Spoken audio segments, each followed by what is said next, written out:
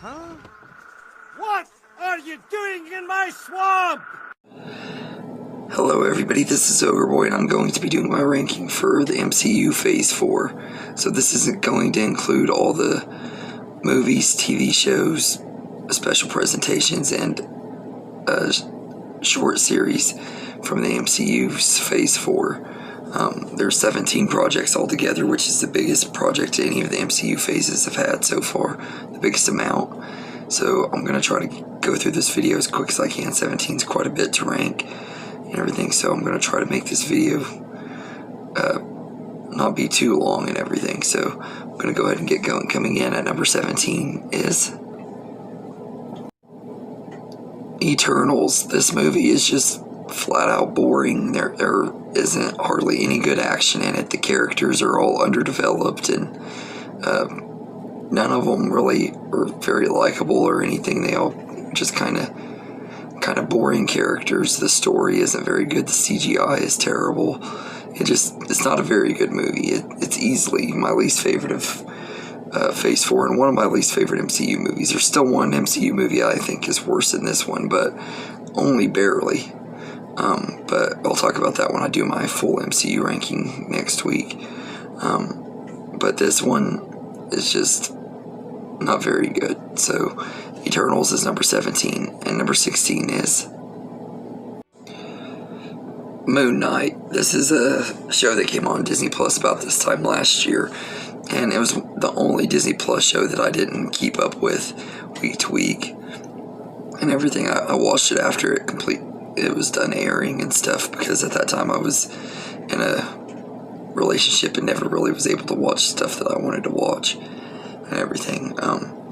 But I watched it after I'd gotten out of that relationship and didn't really enjoy it. I thought part of it was maybe I was just going through a hard time and everything, but with the breakup and everything, I had a mental breakdown last year because of personal stuff in my life and everything. So I thought maybe that because of all that, maybe that was why I didn't enjoy this show as much and everything, even though I had enjoyed other shows and movies at that time and everything. Like Obi-Wan Kenobi was starting to air at the time that I watched this, and I absolutely loved it. But this, I didn't care for. I will say that Oscar Isaac is amazing in here, and I love him as Moon Knight, and I can't wait to see more of these characters, because even though I didn't care too much for this show, which it's kind of setting up all the characters and everything, kind of introducing you to them and everything, which is cool and everything, I just didn't care too much for the show. But I am looking forward to seeing more of Moon Knight. Maybe he'll grow on me as time goes on, and maybe he'll become like Doctor Strange, where eventually this show will end up being one that I enjoy a lot more later down the line. And I enjoyed it a lot more on rewatch. I thought it was a lot better the second time around and everything. And Ethan Hawke is a pretty good villain here too. So Moon Knight is decent. It's not one of my favorites, but it's good enough for what it is. So it's number 8 or number 16, and number 15 is I Am Groot. This is a short series of shorts that, there's 6 of them, and they're all 5 minutes long. They're all really short and pointless and everything. Pretty much the only thing they were made for is to add content to Disney Plus. They're not anything special or anything. The animation is great on here, though. It has a lot of photorealistic animation and stuff, and with Groot and all these little critters that he comes across throughout the series and stuff. It's pretty cool and everything. As far as that goes, it's crazy that the visual effects artists were only allowed to have time to work on this over anything else in the MCU throughout Phase 4, because the CGI in most of Phase 4 looks really awful and everything. It's like they wasted all their time and talent on these pointless shorts than they did their movies and shows. But I Am Groot is just not very great. And also, I don't blame the visual effects artists. I wanted to point that out. That wasn't them. It's Disney that's not giving them time to finish and everything. So I wanted to point that out too. But this little collection of shorts are okay. So I Am Groot is number 15, and number 14 is Hawkeye. I really enjoyed this show. I'm not really a fan of Hawkeye. He's one of my least favorite Avengers, like most people, just because he isn't the coolest, although I do think he's got some of the best character development out of the Avengers and stuff. They really tried to make people like him and everything, and I don't think he's necessarily a bad character. I don't hate Hawkeye or anything like that and everything. He just isn't like a favorite character of mine. He never has been. But this show introduces Kate Bishop, and she just completely steals the show from Hawkeye, and she's absolutely great in here. Haley Steinfeld plays her and does such a great job. But the chemistry between her and Jeremy Renner is really well done, and I like the Christmas setting and everything. I thought that was cool and everything. Echo is a pretty cool villain, and Kingpin getting introduced in here was pretty cool. So I enjoy Hawkeye. It isn't one of my most favorites, but I enjoy it. So it's number 14, and number 13 is Miss Marvel. This one is one that I kind of have mixed feelings on. On one hand, I absolutely love the character of Miss Marvel. I think she's absolutely a standout, and I can't wait to see her in more MCU stuff and everything. She's just a very likable character. She's relatable because she's an Avengers fan herself, so it kind of makes her relatable for the audience and everything. But she's just a really lovable character, and Iman Vellani, who plays her, has such a lovable screen presence. You can't help but love her and everything. But the story itself is just kind of meh. Like, the first few episodes are really good, and then the last couple episodes are pretty good. But in the middle, it kind of slows down to a really slow pace and everything, and it just isn't as good as some of the other stuff in Phase 4. It's not terrible by any means, so and everything. And I enjoyed the characters, and I'm looking forward to seeing them again in the Marvels. I just didn't love the show as much the second time around as I did the first time I watched it. I had an absolute blast with it, but I didn't enjoy it as much the second time around. So Miss Marvel, while it is a good show, I wouldn't say it's one of my favorites, so it's number 13. And number 12 is Werewolf by Night. This is a special presentation, and I know a lot of people that actually had this way higher on their rankings and stuff, and I can completely understand why. It's a really good short and everything. I love that it's in black and white, and it has that old school monster movies feel to it and everything. I thought that was a really unique way to do an entry in the MCU, and it was a lot of fun and everything. Getting to be introduced to the monster side of the MCU was pretty cool, and Man-Thing just stole the show whenever he was on screen, which was awesome compared to what we got from Man-Thing the last time we got a movie of him. We got the worst Marvel movie ever with the Man-Thing movie, so it was really cool that the MCU was able to redeem him like they have with a lot of characters so far. And it's got some great practical effects. Michael Giacchino's score and his directing is great and everything. It's just a really good special presentation, and I enjoyed it quite a bit. So Werewolf by Night is number 12, and number 11 is Thor: Love and Thunder. This movie is okay. It's not terrible like a lot of people make it out to be. They make it out like this is one of the worst things ever created and everything, and it's not near as bad as a lot of people say it is.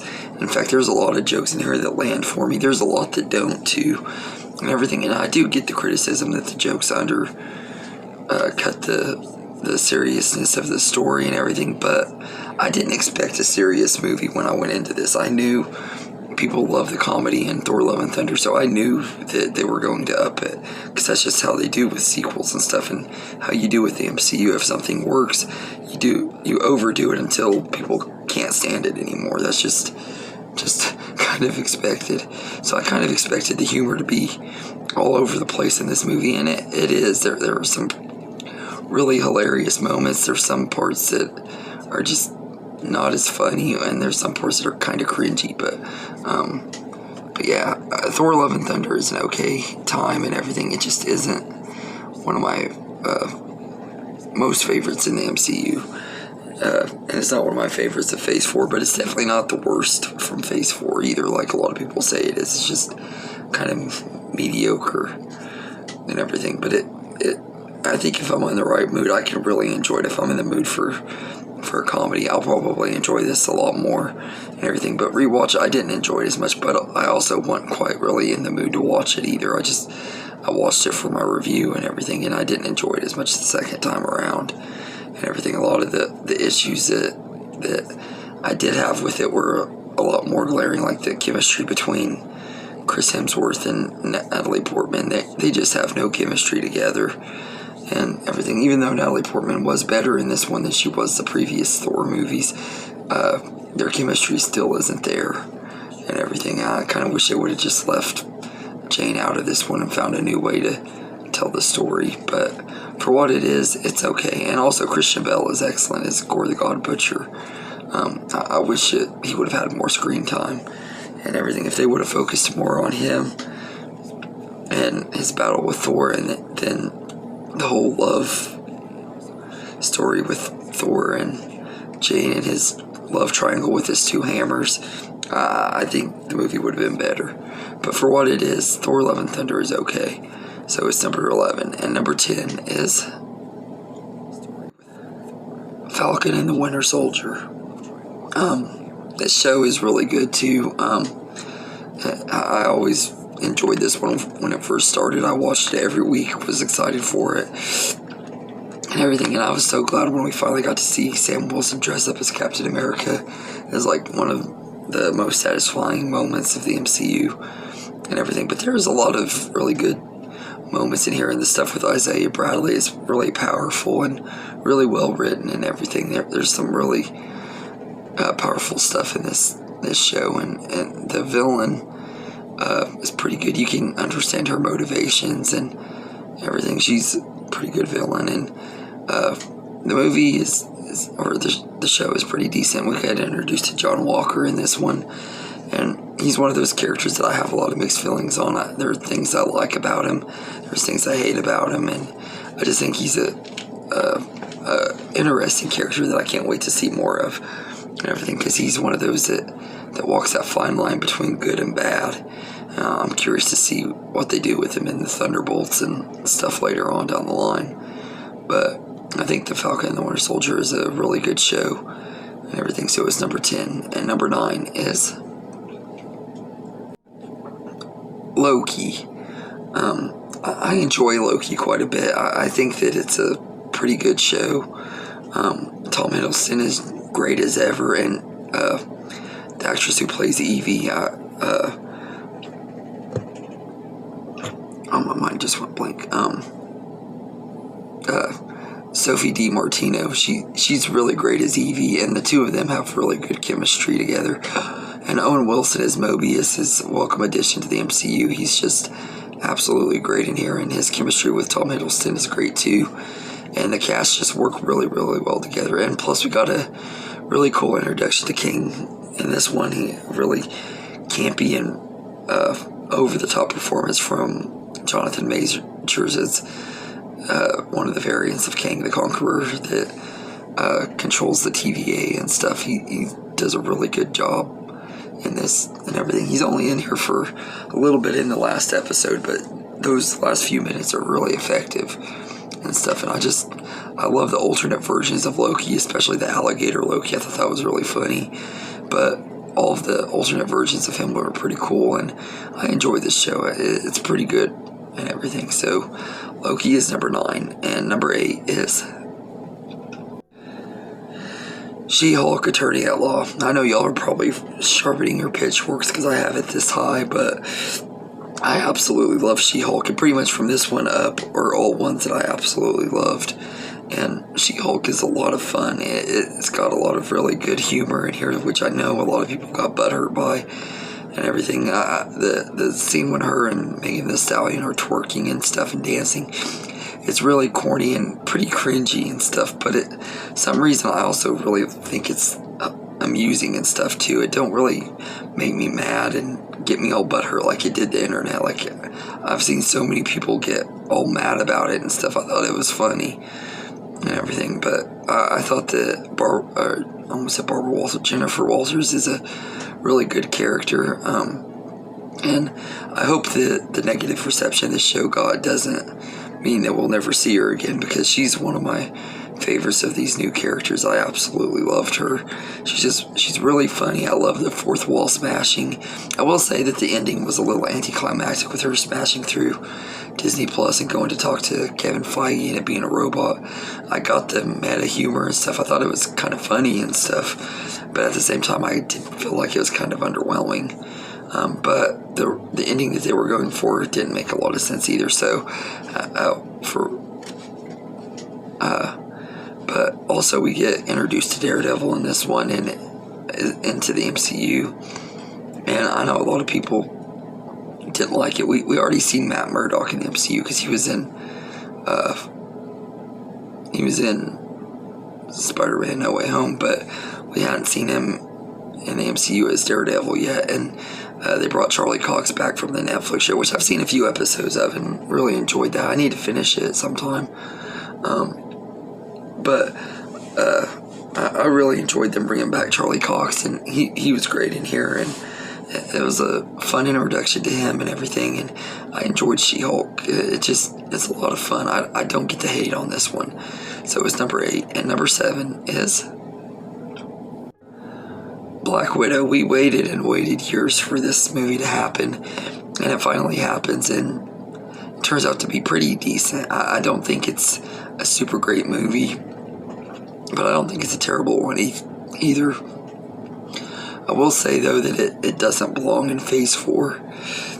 They waited way too long to make it. They waited till after the character was dead and had died in Avengers Endgame to do this, so by the time it came out, I wasn't super excited for it, but I thoroughly enjoyed it and was pretty surprised by how much I enjoyed it. And every time I've rewatched it, I like it about the same or a little bit more. The second time I watched it, I liked it a little bit more, and then this time I liked it about the same as I did the last time I watched it. So I think it's a pretty good movie. Florence Pugh is just excellent as Yelena. She was great in Hawkeye too, but she's really great in this. She really gets her time to shine in this one, and everything. It was a great introduction to her, and which is the main reason why they did this one in Phase 4, is to introduce her and everything going forward. But I really enjoy this one quite a bit. So Black Widow is number 7, and number 6 is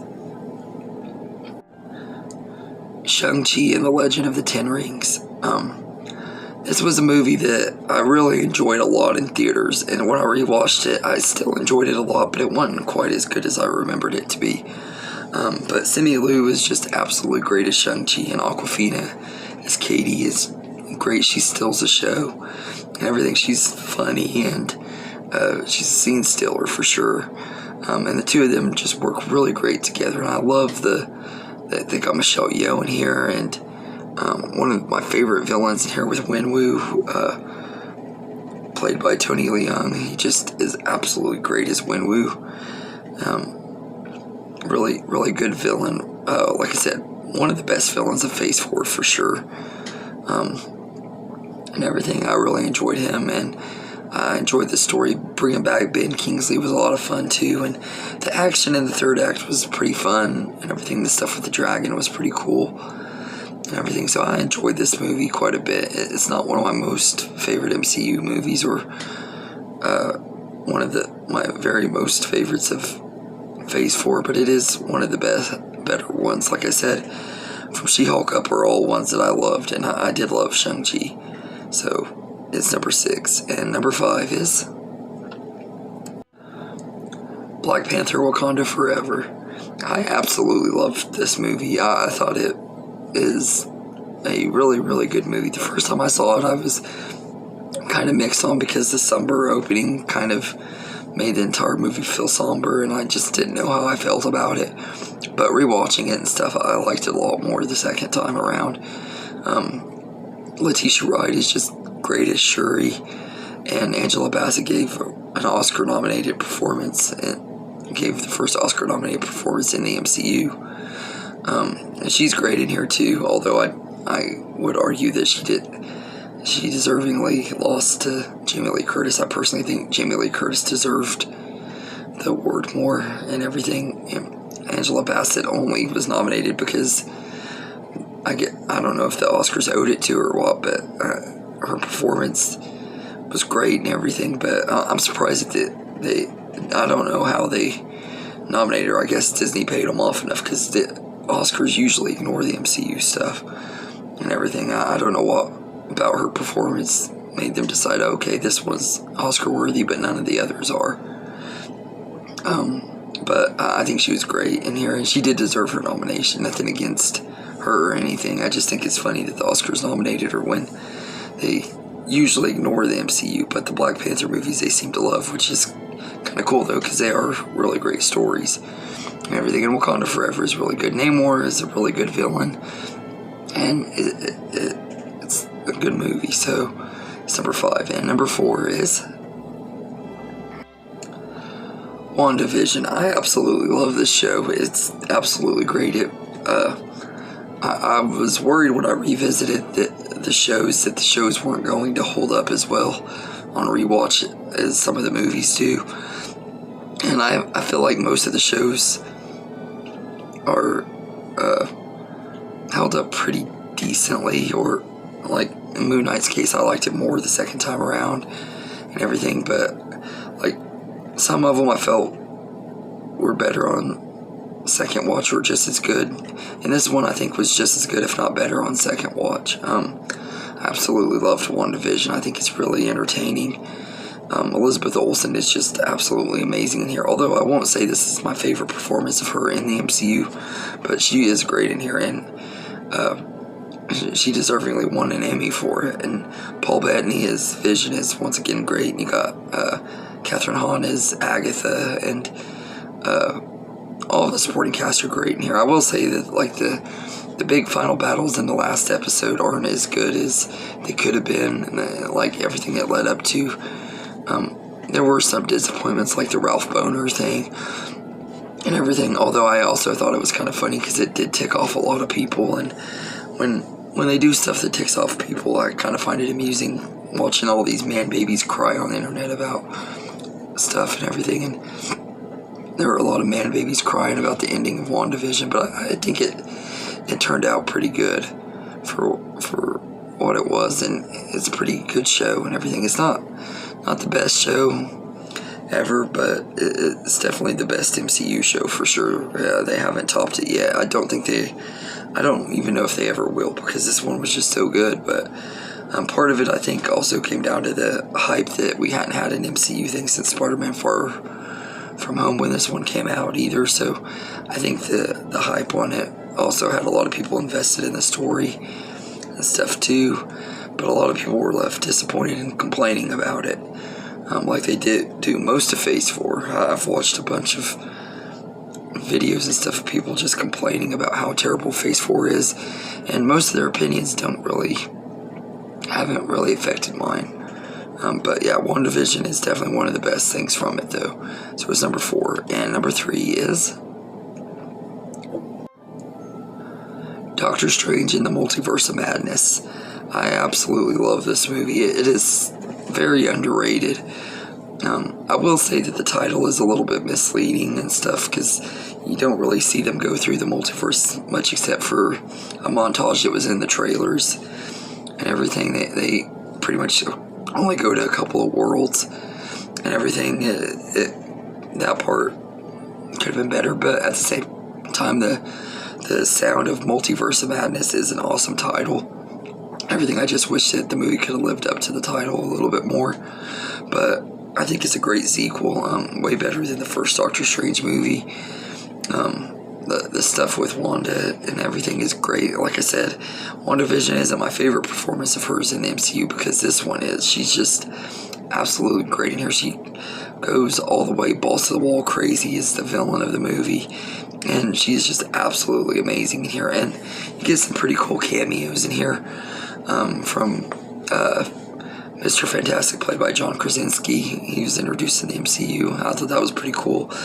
And you got Professor X and Captain Carter and Black Bolt, and it was cool getting to see all of them and everything, although they just die right away. Monica Rambeau's version of Captain Marvel too. She's the only one that really gave good fight to Wanda and stuff, but it has some really cool action scenes and stuff, and this is a really good movie.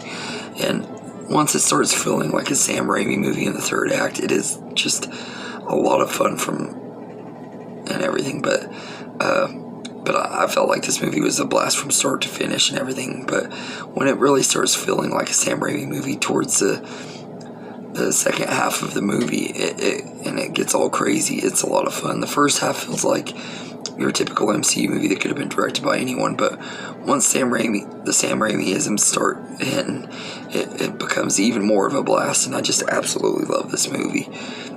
So, Doctor Strange in the Multiverse of Madness is number 3, and number 2 is the Guardians of the Galaxy Holiday Special. This is just an absolute blast from start to finish. It's only like 40 minutes long, so it doesn't overstay its welcome or anything. It has a lot of great humor in here, but it also has a lot of heart, which is part of what I love about it so much. Is it has some really good heartwarming moments and stuff, and we find out that Mantis is Peter's sister and everything, and she's scared to tell him and everything, but she wants to get him a present and everything, so her and Drax go and kidnap Kevin Bacon. It's just a lot of fun. It's absolutely hilarious and stuff, but get a cool little scene where Kevin Bacon and his band sings a song at the end of it and everything. But I absolutely love this special, although my favorite thing about it is probably the song I Don't Know What Christmas Is, but Christmas Time Is Here, that plays at the beginning of the movie. I just absolutely love that song. It's catchy, and it's the first time I've had a Christmas song stuck in my head this far into the year after the holiday season has been over for a few months now. I still get that song stuck in my head sometimes and everything, and I rewatched it just last week and everything to do my review for it, and it's one of the few Christmas things that I can say I actually enjoy outside of Christmas time. Most of the time I can't watch Christmas stuff outside of Christmas time, but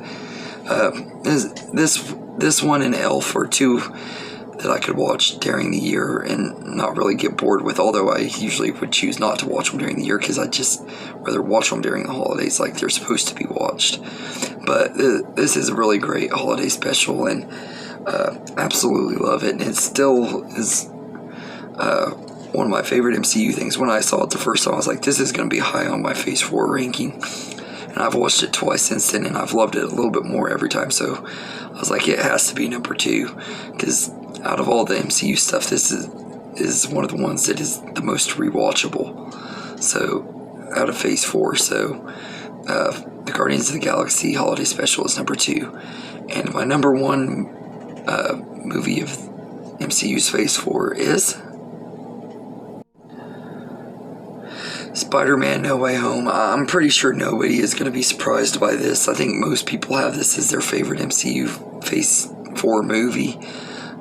It's just a blast from start to finish. It does rely heavily on nostalgia, but in a good way. Like the way they handle the nostalgia and the fan service and stuff was very well done and everything. And getting to see all these characters from Sam Raimi's trilogy come back and everything was great, and all of the actors just stepped right back into their roles like they never left them, especially Willem Dafoe. He's just absolutely great, and getting Tobey Maguire and Andrew Garfield back as their versions of Spider-Man was awesome too. I really love that as well and everything, and I thought this was a really, really great movie, and there's not much else I can say about it that I haven't said repeatedly over and over again. I just love Spider-Man No Way Home. It's an amazing movie and everything, and it gets better every time I watch it. It's my 4th favorite comic book movie of all time, possibly my favorite MCU movie, and definitely my favorite of Phase 4 for sure, without a doubt. So anyway, let me know in the comments how you would rank the movies and shows and special presentations and shorts and all that of the MCU Phase 4. If you don't want to do all of it, just tell me your favorite and least favorite of the movies and the shows and everything. But I hope you enjoyed this video, and have a good day, everybody.